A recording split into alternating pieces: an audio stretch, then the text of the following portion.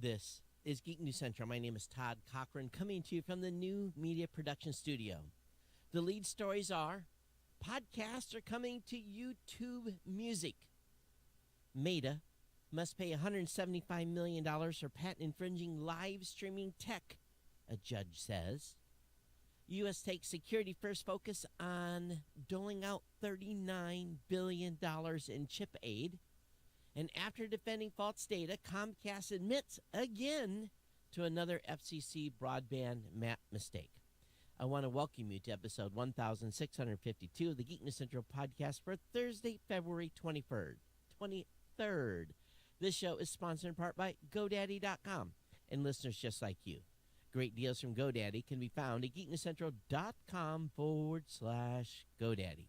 You can support this show today at geeknewscentral.com/insider. Hey, I want to give a warm welcome to all the new listeners of the show. Thank you for being here. Of course, we want to make sure you get over to geeknewscentral.com. Make sure you follow or subscribe to the podcast on the website. Also, get signed up for the newsletter while you're there. That we found a little bit further down on the website. Of course, you want to check out all the great articles written by my creation team. Lots of new content up on the website. Make sure you check in daily. Of course, you can join our chat room at geeknews.chat. That's a Mastodon chat server, or our Discord channel. Those links are available within the show notes. You can follow me on Facebook as well, or you reach out to me very simply via email, geeknews@gmail.com, geeknews@gmail.com, or on Twitter @geeknews. Of course, all the partner shows are also listed at geeknewscentral.com. That includes the new media show hosted by myself and Rob Greenlee, the Gadget Professor with Mr. Don Bain. We've got the GNC Week in Review with Scott and Kirk. Of course, Kirk is our executive producer here at the show. And of course, this show would not be possible without our good friends at GoDaddy. GoDaddy's been a long time sponsor of the podcast by providing you great services. And we want you to check out all of our GoDaddy deals at geeknewscentral.com/GoDaddy. All these deals are not expiring and continue to be there for you to utilize, including a 30% off new product purchase code, a free trial of GoDaddy Website Builder, your choice of personal, business, or business plus plans. You can get a brand new .com for new customers or those transferring one in for the first time for $4.99, or $1.99 a month economy hosting for the first year with a free domain, or $2.99 a month managed WordPress hosting again for the first year with a free domain. Those are the two absolute best deals in the universe when it comes to website hosting. Again, $1.99 a month economy hosting for the first year with a free domain, and $2.99 a month manage WordPress hosting for the first year with a free domain. With everything going on in the economy and layoffs going all over the place, it's a little bit of a contentious time. I have a friend showed up to work and said, "You're being forced retired. Today's your last day." And they were dumbfounded.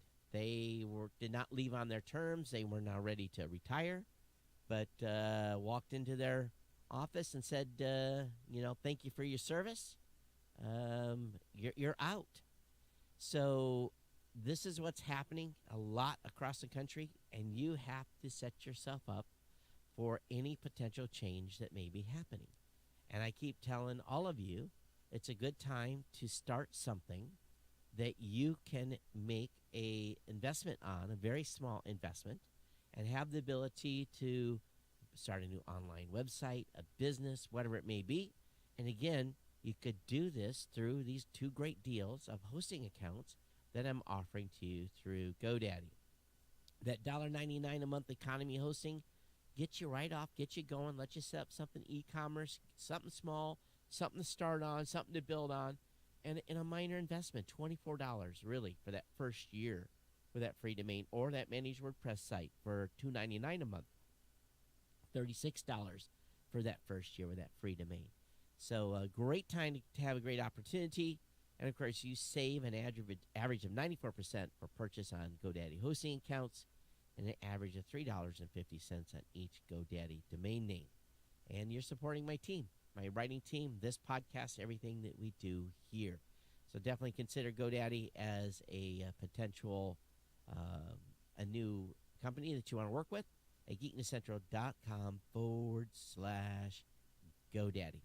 I am seeing a little low audio come out. I don't know what's going on, but there is low audio streaming audio. So something is amiss. So what I'm going to do real quick is I want to check the levels because it's not going to be good at the end. So I'm going to walk away. Yes, I'm going to walk away from the mic for literally 20 seconds and see if I can fix this. But it's not good. You probably can't even hear me on the live stream. So hang on, let me go check something.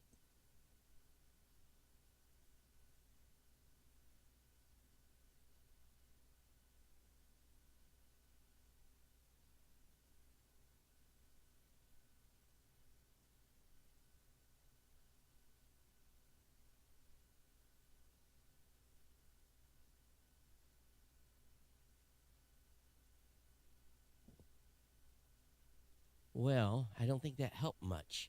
Yeah, something is amiss. Something got turned down somewhere. Because the audio stream is good. I wonder if I can change it here and increase the stream audio. I don't know. It's dangerous for me to make a change while we're live, but I'll go ahead and maybe that'll help a little bit. But yeah, something is amiss, so we'll get it figured out for the next show for sure. So hey, let me get you caught up on what's going on. Really, it's been crazy. Monday, actually, I felt Sunday. I felt horrible on Sunday, and knew there was something going on. Sore throat. It wasn't good. And Monday, I was down. I was down for the count in a big way.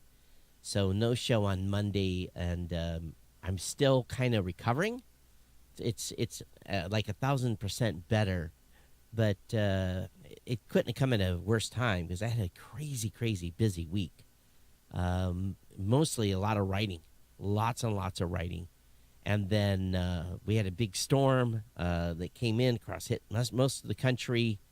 So power went out last night. So a generator at the house. So it's been just a little bit goofy of a week.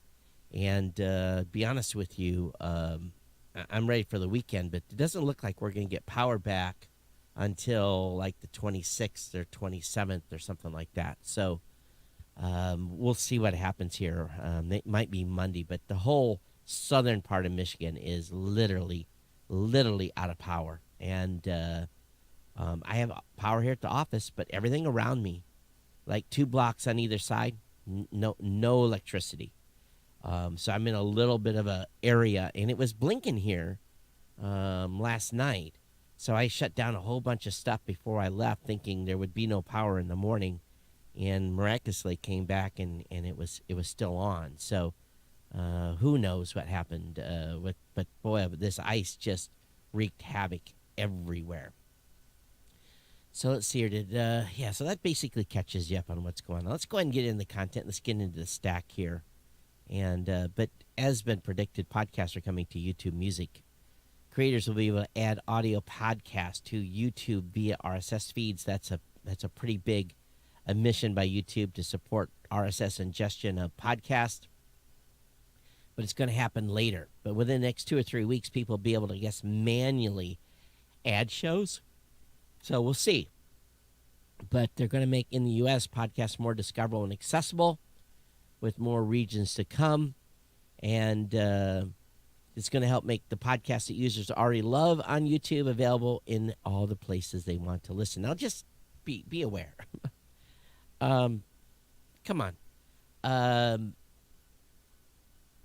Podcasts, technically, are delivered via an RSS feed. But many of you listen to podcasts now on YouTube, and you think it's a podcast. I think most of you that listen to this show have been around long enough to know that, a YouTube show is not necessarily a podcast. Joe Rogan, being on Spotify, he has a show. He doesn't have a podcast because it can no longer be syndicated. So but that ship has pretty much sailed for a majority of people, and they try to get the content wherever. How are you listening? How are you listening to what you consider podcast today? What are you considering a podcast? So let me know. Of course, we continue to support the new podcast apps and new domain name, podcastapps.com. Very easy. Podcastapps.com. You get yourself a new podcasting app. We've had a number of folks that have been supporting the show digitally by coming in and contributing. And so, oh yeah, I get 10,000 sats from Madam Curry says better. Thanks. Audio on the video stream can be louder.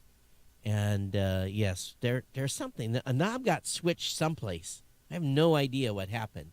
The audio stream is definitely okay, but the video stream is about 50% of what it really should be. And if I crank this too much, it's just going to get, going to sound like craziness with the actual audio levels. I'm going to drive the amplifiers too much. But anyway, thanks for those 2 donations. That's how it works. People can see right there, someone's watching live and give an instant feedback. 20,000 sats, 2 different messages that came in from Adam Curry. I didn't have the bat signal where I could hear the pew pew because the Umbro page wasn't loaded, but I have it up now. But do want to thank everyone for their ongoing contributions of the show.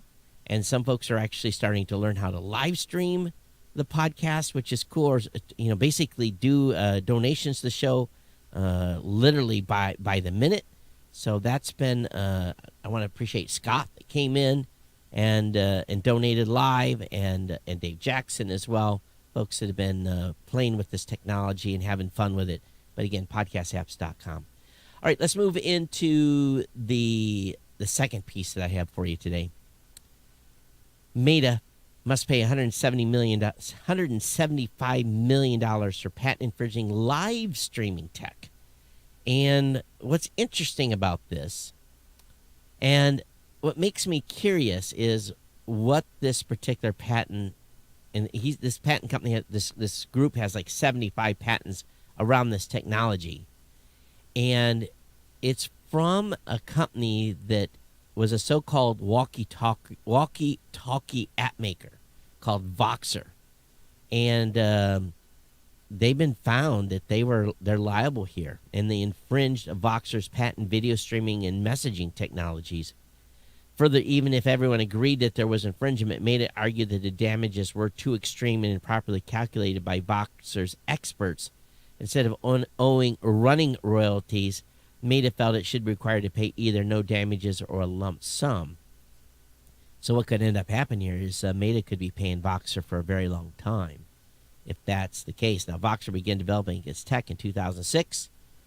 They got to a point where they were trying to do military applications and so forth, and then went to Facebook and showed this stuff off, was being wooed. But when they said that they had basically patents, Facebook said, you're out, and then went ahead and apparently infringed. Now, you know how these patent trolls do, and I'm not calling Voxer a patent troll, but we stream via RTMP to Facebook, and if that's the technology that Voxer is claiming that they have a patent on, it could get very, very ugly. Now, again, I don't know what on the other end what Facebook is using, but that is the potential here that they could use this as a landmark case and then go after others. So time will tell how this one shakes out, and see if I can get my hand on the specific patent that they won on, or patents, and see if I can get some insights into what this tech actually was that they claim that they were the inventors of. The United States is saying they're going to take security first focus in doling out the $39 billion in chip aid. Now, here's what's interesting. When they say security first focus, having had some background here, I knew that, when I was active duty and doing what I did, we had a hard time getting some chips, and there was very, very tight rules on what chips could go into what systems. And, I think we've talked about on the show before that you can't take a chip from China and put it in a weapon system. That just doesn't, that's not allowed. Can't do it. So they say that they're going to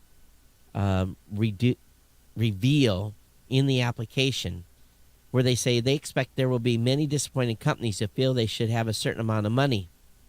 The reality is the return on our investment here is achievement of our national security goals. She laid out the broad vision for the program through 2030. The plan is to try to return manufacturing in the U.S. by building at least 2 new clusters of leading-edge logic chip manufacturing with a supplier ecosystem, research and development facilities employing thousands of workers. Now get this. This is where this money's going to go. It's not going to go for your Ford or your Chevy. U.S. defense capabilities from hypersonic weapons, drones, and satellites depend on supply of chips that currently aren't produced in the United States. Let me read that again. U.S. defense capabilities from hypersonic weapons, drones, and satellites depend on the supply of chips that currently aren't produced in the United States. She said in a speech the U.S. share of global chip manufacturing is down to 12% from 37% in 1990. America needs to design and produce the world's most advanced chips right here. Why? We don't want chips coming from China that are going to be put in weapon systems, satellites, and so forth that could potentially have a backdoor or some function that we don't want. Now, we become reliant on other countries for chips. So it looks to me that most of this money that they fought so hard to get, this 39 billion,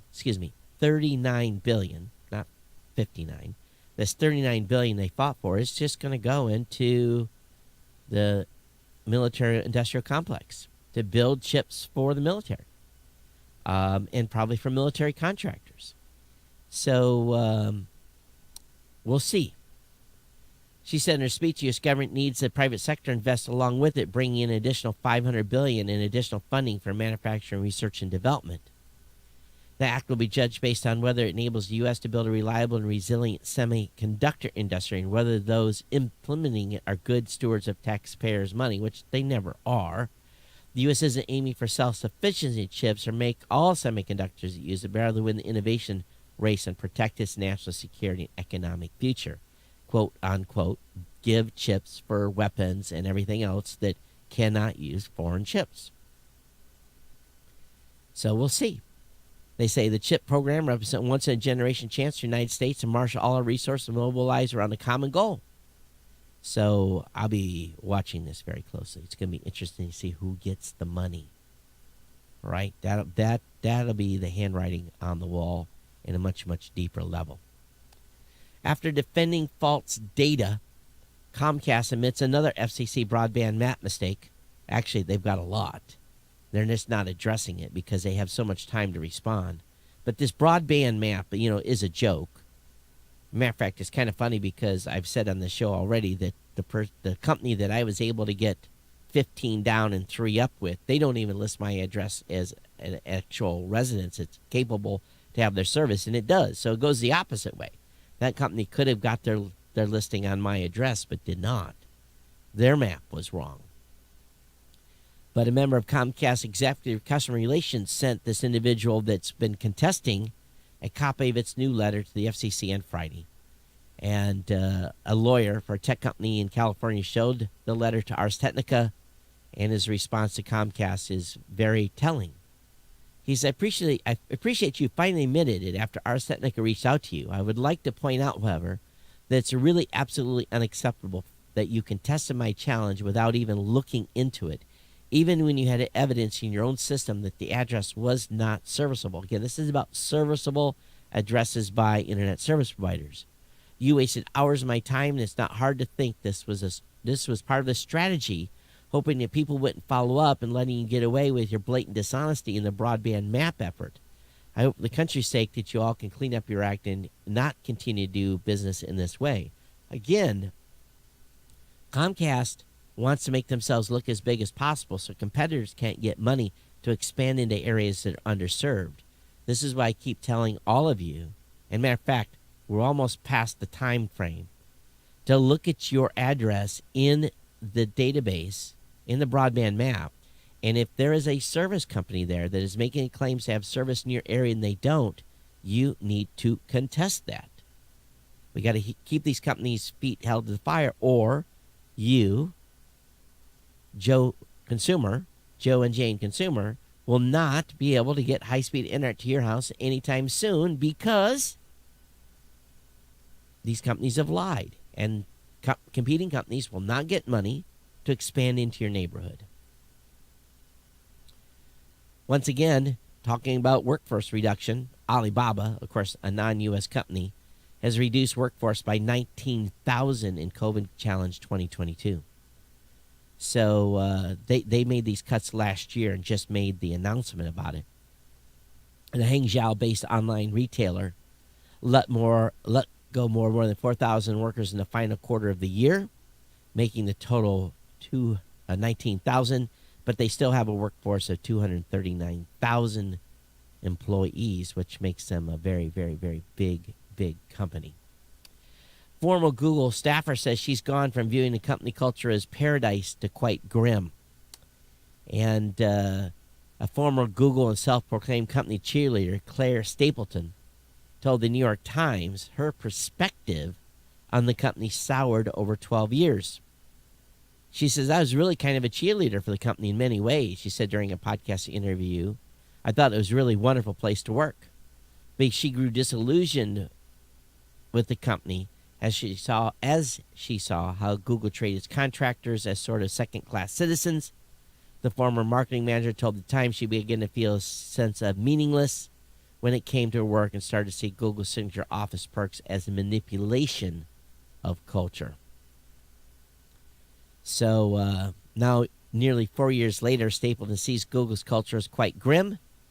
With the layoffs, I was shocked by the number of people who were laid off during paternity and maternity leave or on disability leave.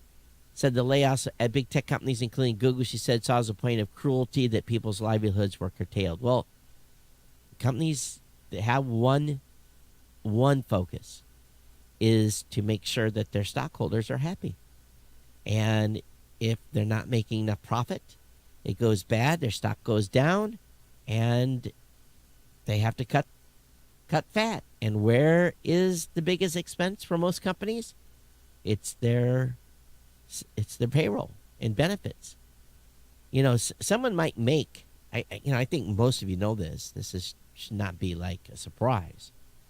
But typically, an employee costs 1.5 to 2 times their true salary. So if they're making $100,000 a year with all the benefits and everything else, it could be anything from $50,000 to $200,000 the total cost of that employee. So, you know, people think about their salary, but then all the other stuff that goes along with it. Our medical at my company, it's like we went up 16% this year. How do you survive a 16% increase that is compounded year after year? It's crazy. It really, really is. Not surprisingly, Mozilla says most top apps on Android have misleading privacy labels. App privacy policies openly contradict the far more visible nutrition labels that the Play Store provides.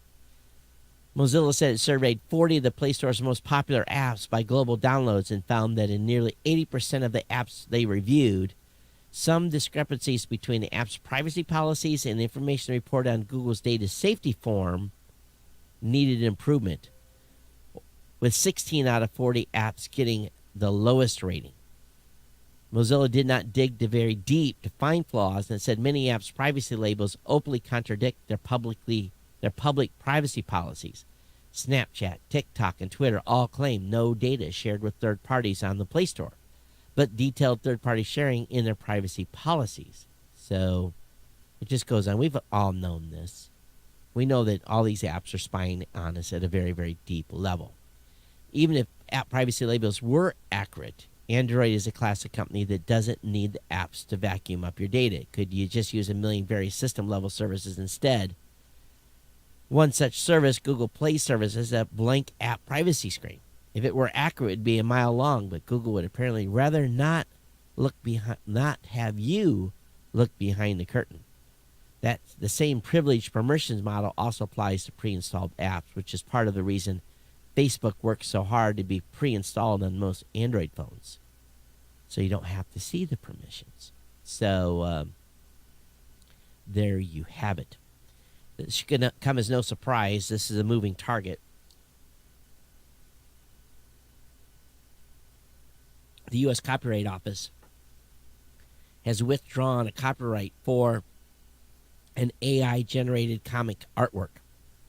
Zera images not protected by copyright. Words and arrangement remain protected. They declared Tuesday the images creating use the AI-powered Mid-Journey image generator for the comic book Zera of the Dawn should not have been granted copyright protection. The images' copyright protection have been revoked. It's very, very simple. Based on the records before it, the office concludes that the images generated by Mid-Journey contained within the work are not original works of authorship protected by copyright.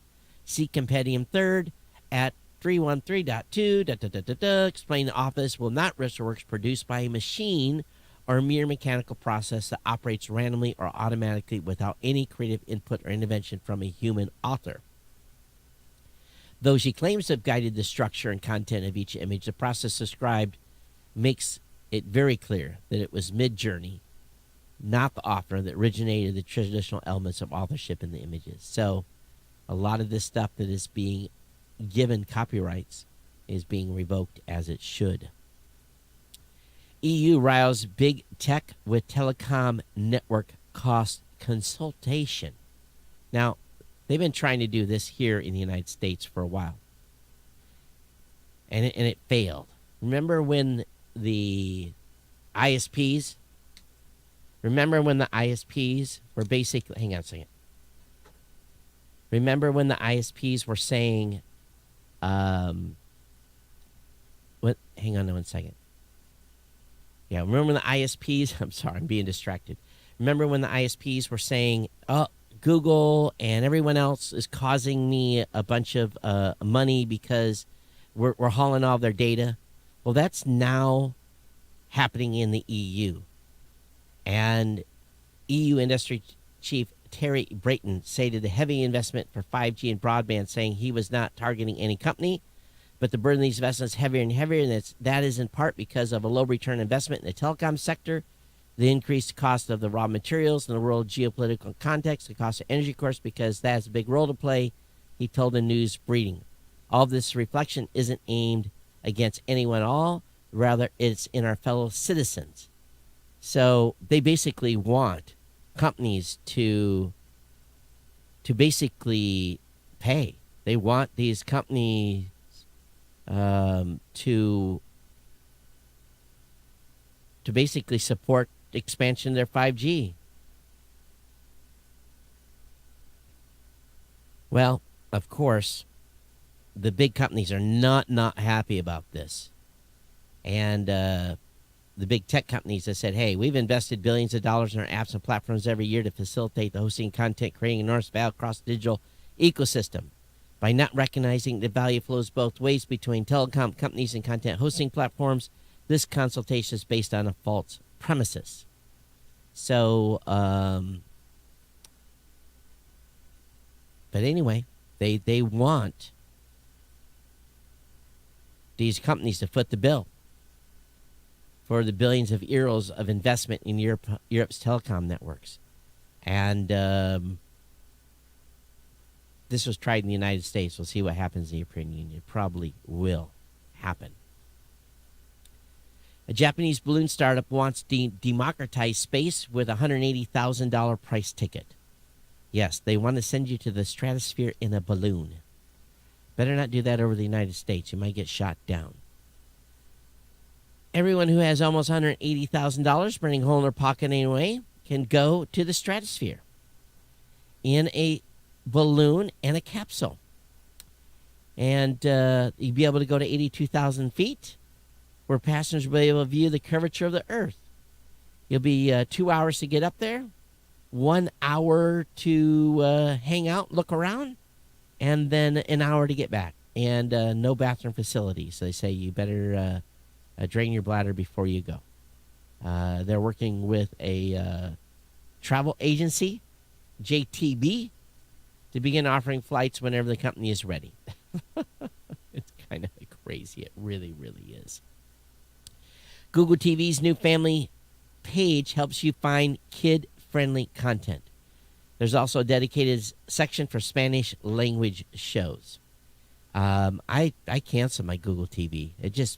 It started off very reasonable, and then they just boom, boom, boom, boom, boom. It was like it went from $49 to like $79 in like less than a year, and did not add all that much more compelling stuff. I am not currently a subscriber of Google TV. It's just like having a cable bill. Elon Musk says California is home to Tesla's engineering headquarters. I saw a whole bunch of stuff on Twitter today talking about this and how people, a bunch of political people, were saying, see, California's a great place to do business, and he's moving the engineering team back to California. Well, they never left. So they moved part of Tesla out of California, but not the engineering headquarters. That's always been there. The corporate headquarters went to Texas, but now Tesla considers California's global engineering home base. And Elon did a grip and grin with the governor of California. People are delighted about this as being a big win for California. And they say, oh, California's going to get a bunch of tax money back and blah, blah, blah. Well, they never moved that group to begin with. And people were like not getting themselves educated on that. But Elon says it's going to remain. And, of course, the company's plant in Fremont, which it bought in 2010 from a joint venture of GM, will increase production to over 600,000 vehicles this year. And Tesla will use a former HP building in Palo Alto as its new engineering headquarters. And is a poetic transition from the company that founded Silicon Valley to Tesla. So and this is kind of a bit of an about face, though. So it's an interesting move. Maybe they couldn't get employees to move. Who knows? Of course, Meta announces Facebook jail reforms that focus more on better explanations of policy, less on timeouts. So I hear about people getting Facebook jail all the time, and they get 3 days, 7 days, 14 days, 30 days. But the new system won't enforce strict penalties like the 30-day timeouts from posting until the 7th violation in most cases. They say we're making this change in because we know we don't always get it right. So rather than potentially over-penalizing people with a lower number of strikes from low-severity violations and limiting their ability to express themselves, this new approach will lead to faster and more impactful actions. Yet, they want to start charging us like $12 to have a blue check mark or something like that. No, thank you. Netflix has cut prices in over 30 countries, but do not expect the same in the United States. They cut prices as much as half in parts of the Middle East, Yemen, Jordan, Libya, Iran, Sub-Saharan Africa, Europe, Croatia, Slovenia, Bulgaria, Latin America, Nicaragua, Ecuador, and Venezuela, and Asia, Malaysia, Indonesia, Thailand, and Philippines, although periodic price increases become regular occurrences, and also due to a cheaper ad-supported plan in 12 countries last October. The subscription price cuts come as several other streaming services, including Disney, Hulu, and Sling, have raised prices recently. It definitely goes against the recent trends, not just for Netflix, but for the broader streaming industry. So here's the thing. You know, people in the Philippines and some of these other countries, they cannot afford, the price of these services. And that's for, like, the people that really have a lot of money. And if they've cut the price by half to try to allow people that are on tighter budgets to bring in, it's a smart move. It really, really is. And usually they have less internet connectivity, so they're not going to be streaming in as high a bandwidth either. Well, FTX is in the news again. He faces further fraud charges, and we know this is going to keep coming. But the latest indictment is about, a lot of it is about political. The DOJ alleges SBF conspired to keep his donations to Republican candidates quiet, as well as to distance himself from left-wing causes by making anonymous donations in the names of two unnamed FTX executives and with FTX and Alameda funds. These straw donations were instead made for the purpose of furthering the political agenda of SBF while providing cover to avoid being associated with certain contributions and concealing the source of the contributions, that it was in fact Alameda, Uncle Sam said in a new indictment. One of the FTX executives reportedly expressed discomfort with being used as a public donor to a political action committee supporting pro-LGBTQ issues. According to the indictment, that executive was allegedly told by a political consultant working for SBF that you, being the center-left face of our spending, will mean you're giving a lot of woke shit for transactional purposes. The executive reportedly made the donation after agreeing that there was no one at FTX identified as LGBTQ and was trusted enough to make the contribution. So in other words, he had people in his company make the donations. They had given him, that person, the money, make the donations without actually coming from their own salary. Naughty, naughty, naughty. You can now use Bing's AI-powered search on Android and iOS. Microsoft has launched ChatGPT enhanced versions of Bing, Edge, and Skype for Android and iPhone. One thing about Skype, we've been using Skype on the New Media Show for a long time. The audio quality on Skype has just, we can't get good audio quality out of it anymore. We used actually Zoom the other day and got better quality out of Zoom than we did for Skype. It's a big change. It's really, really too bad. But, so this AI-powered Bing is coming to mobile. And now with around 2/3 of all searches taking place on mobile devices, the company has rolled out the new version of its Bing search app and Edge browser for both Android and iOS with the same technologies built in. Be careful of this, of what they're doing here, okay? Skype has also gotten some AI features. The venerable voice and chat app, the idea here is not to have the AI have conversations on your behalf, but to add similar search capabilities to group messages. I don't use Skype for group messages. In a very bizarre move, Twitter is killing two-factor authentication by SMS unless you pay for Blue. So if you are not paying for Blue, listen up, and you're still on Twitter, if you're not paying for Blue and you're using two-factor authentication, March 20th, 20 to the 23rd is the last day. They're going to shut that off. The company has advised its non-Twitter Blue users to disable the security feature within 30 days or potentially lose access to accounts. So what's the alternative? I think they want you to start using a verification. They want you to use is an authenticator app. And I use those for services like AWS and so forth. So you can use Google Authenticator, Microsoft Authenticator, Authy, Duo Mobile, or 1Password. I use both Google Authenticator and Microsoft Authenticator. I use both of those. So there is instructions within Twitter to how to set and how to add authentication. Or you're just going to have your password to protect your account, and that's it. No two-factor authentication unless you use Authenticator app after March 20th. I don't understand why they're dropping this. I really don't. They say that it's being abused. Widespread abuse of the system by bad actors as one of the primary motivations for its actions. So it's very, very interesting what they're doing there. If you have a great password, you probably don't need to use 2FA. But the key here is to make sure that you really, really do have a good password. Something significant and not duplicated anywhere else. According to Ars Technica, Ukraine suffered more data wiping malware than anywhere else. Russia has greatly increased cyber attacks in its neighbor in the wake of its invasion. Ahead of the one-year anniversary of Russian invasion, cybersecurity researchers at Slovakian cybersecurity firm ESET, network security firm Fortnite, and Google-owned independent response firm Mandiant have all independently found that in 2022, Ukraine saw far more specimens of wiper malware than in any previous year of Russia's long-running cyberware targeting. Well, it's to be expected. That's the battle's on two fronts. It's on data It's on being able to hack for information, and it's also the war front too. So this is the should not come as any surprise here that they've been hit bad. This is an extensive article about the levels of attack of cyber attack that they've faced over there. So link will be up in the show notes. Samsung is running its own smartphone to satellite communication platform. It'll support two-way text and even high-definition video.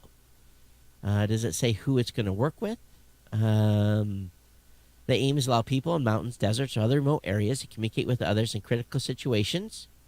5G NTN conforms to third-generation partnership project standards, meaning work with traditional communication services of chip manufacturers, smartphones, and makers of telecoms. Who are they using? It doesn't say who they're partnering with. They did a demo with XNOS modem 5300 platform to accurately predict satellite location, minimize frequency offset by Doppler shift. The company said that will help pave the way for hybrid terrestrial NTN networks in preparation for the arrival of 6G. So we will see what they do there. That's going to become more and more common. It really will. Oh, what's going on here? I was on a Substack. Oh, yeah. According to an article by Jonathan Hatt on Substack, there's a article about social media as a major cause of mental illness epidemic in teen girls. A story last week was partial release of the CDC biannual Youth Risk Behavior Study, which showed that most teen girls, 57%, now say that they experience persistent sadness or hopelessness, up from 36% in 2011, and 30% of teen girls now say they have seriously considered suicide, up from 19% in 2011. Boys are doing badly too, but their rates of depression are not as high. Teens were always socially distanced by 2019, COVID, blah, blah, blah.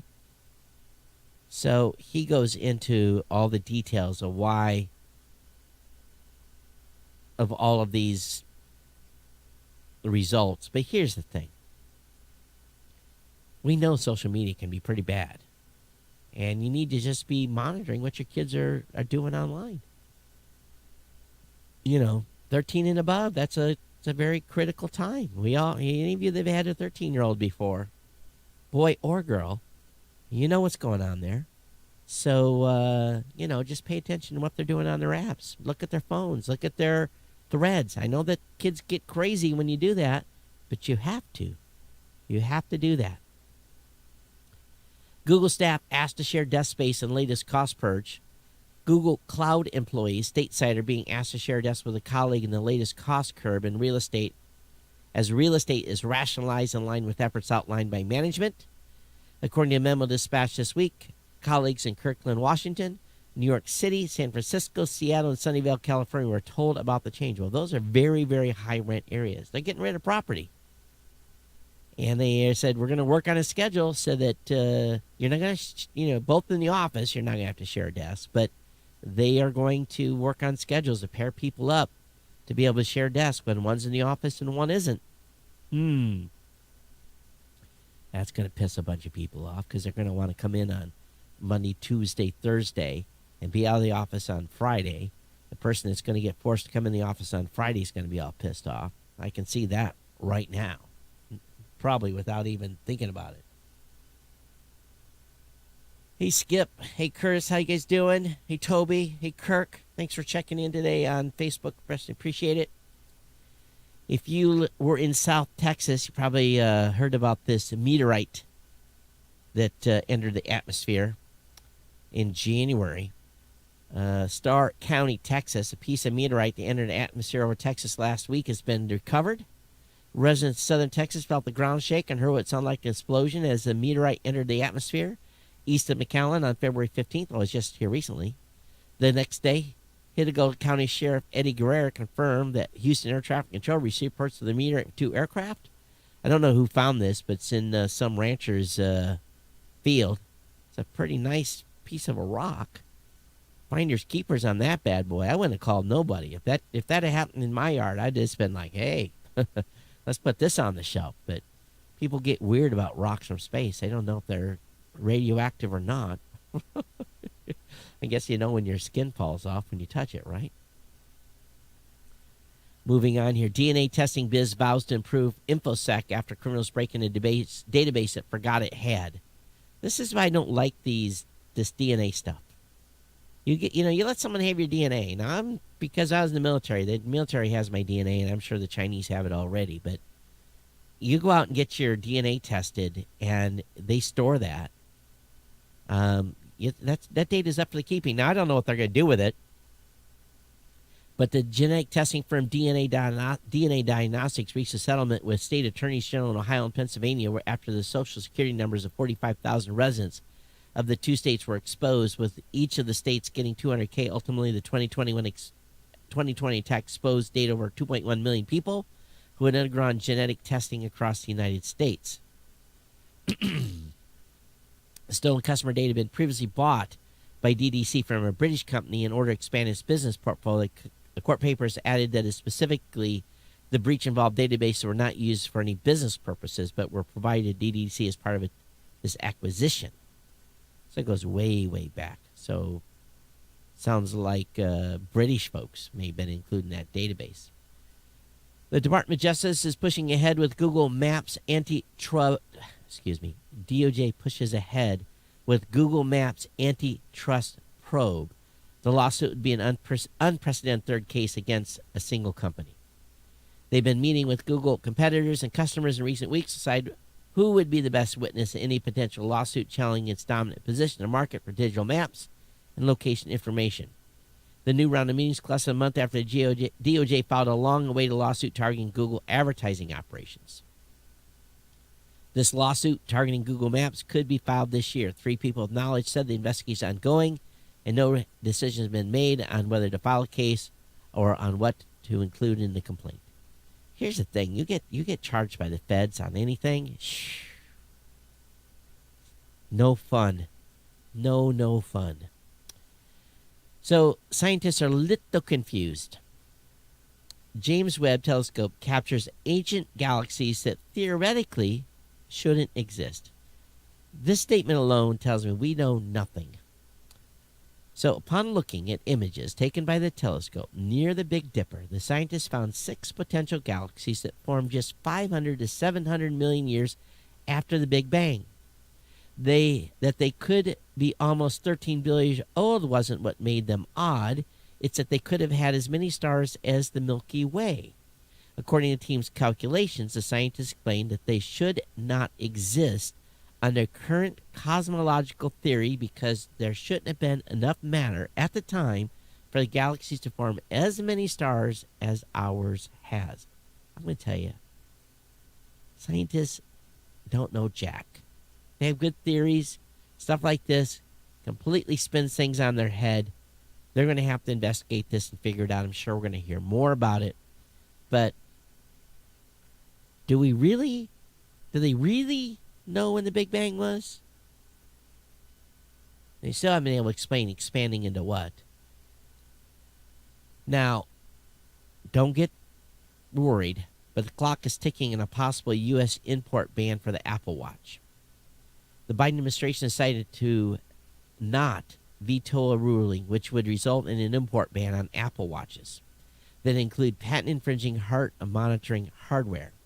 By not issuing a review during the 60-day window allowed, the White House has effectively approved a December decision by the U.S. International Trade Commission that found Apple has infringed on the ECG patents held by AliveCor. AliveCor specializes in heart monitoring hardware and software, not anymore, but they used to. They used to produce a watch strap called the Cardioband that connected to the Apple Watch Series 1 through 3 devices to add ECG capabilities. The company accused Apple of infringing on its patents by adding ECG capabilities to Apple Watch and Series 4 and making newer Apple Watch models incompatible with the Cardioband. So, if this gets through the court process the way it is, Apple's going to have to pay for every watch imported. Going to have to pay them a licensing fee. So we'll see what happens. All this kind of stuff that's going on, but it's not over till it's over due to the court system, and of course they've got lots of money to go out there and say no, no, no, I'm not paying because of this, and their lawyers will go do what they have to do. All right, I'm going to look over here 1 second, see if anything had come in. No new email. But let me go back to Boost. Did we get more Boost? That was it. Just the 2 boosts from Adam today. Sorry for the distractions this evening on the show, but I do appreciate everyone's ongoing support of the podcast. And got to work on that audio. Find out what's going on with the live stream. Something got bumped somewhere, and I'm not sure exactly what it is because all the audio levels are good except for the live stream and one other location that I noticed. But that be it. You should not be affected in the audio hearing on the on-demand show. Again, newpodcastapps.com. Newpodcastapps.com is a place to go get a great podcasting 2.0 app. We want you to do that. And when you do that, you're really supporting this new ecosystem that we are a part of. You can get a Podverse app, Fountain app, Cast-O-Matic, or Carrier Caster. Those are the 4 big ones. Podverse is leading the pack right now in donations to the show in Satoshis. And we've got 3,932 total payments have come in so far, which is pretty fantastic from a process standpoint. But we need more of you participating in this and giving it a try. You can fill your wallet on Podverse very, very simply with a debit card. Put $20 in there. Give it a try. Fountain as well has made it easy to fill the wallet. So we want you to do. Think about it as tokens to donate to the show. And you can send a comment. Anytime you're listening, you hear something that I do stupid, you can send me a boost and let me know what you think. But you can always reach out the show. It's very, very simple. See if I get the... Oh, let me get this here. geeknews@gmail.com is the email address. geeknews@gmail.com, @geeknews on Twitter. Again, it's my pleasure to bring the show to you today. I want to thank you so much for your ongoing support. We'll see you back here on Monday for another edition of the Geek News Central podcast. Everyone take care. We'll see you next time. Bye-bye.